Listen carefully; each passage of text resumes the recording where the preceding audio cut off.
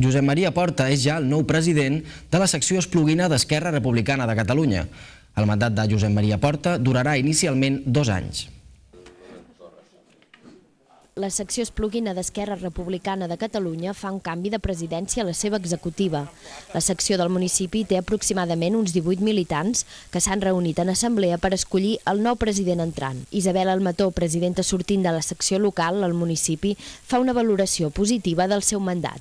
És molt positiva. Si hem duplicat regidors, també et podré dir que hem duplicat, no direm militants, però sí amb amics del partit. Vull dir que una cosa una miqueta va amb l'altra. I la veritat, molt contenta del grup que tenim ara, des de fa un any i mig, poder que estem treballant moltíssim i jo crec que això es nota amb la nostra gent, amb la gent que ens veu pel carrer i amb altra gent que ens veu des de fora.